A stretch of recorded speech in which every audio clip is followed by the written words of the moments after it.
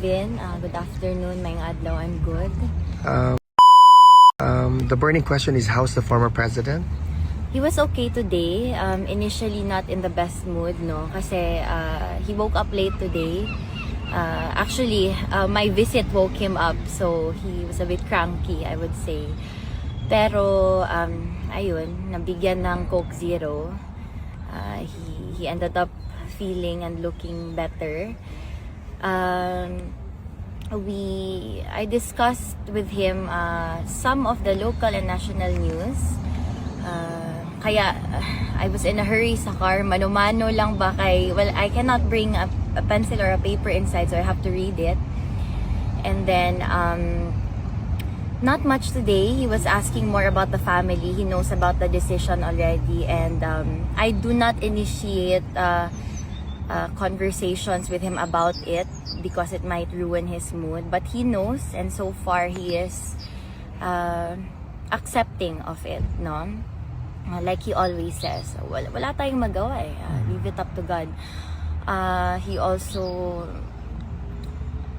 said na kung anong mangyari, like he said, what man proposes, God disposes. Sabi niya na He's my creator. Kung anong gusto niya gawin sa akin, so be it. Ganun. Siya na yung bahala. He noticed me, siguro further into the visit, he noticed me massaging yung dito ko. Kasi namamaga. Sabi niya, ano yan? Sabi ko, pasilan ka papa, ito talaga yung pamana mo sa akin, TMJ, yung dito, TMJ, ano pa yun, peptic ulcer, gastritis, migraine, hyperhidrosis. Tapos, sabi niya, meron pang isa. Sabi ko, patay, ano na naman to? Sabi niya, the name. Sabi ko, buti naman, akala ko bagong sakit. So, sabi niya lang, he has a message to all his descendants also, protect the name and work for the people. And to everyone here outside na nagtanong na naman siya, ilan na naman ngayon? Sabi ko, ano ba yan papa? Hindi ko naman mabilang yan araw-araw. Sabi ko, madami pa rin, meron pa rin, and I will see them later. They're going to ask me about my visit, and wala lang, I'm gonna answer and tell them kung anong mensahe mo. Sabi niya, always invictus, and my deep gratitude to all of you. Kit, as the daughter, what was your initial reaction when you heard about the decision of the appeals chamber? Obviously, we even without watching, no, we still keep a close eye on the case. My siblings and I.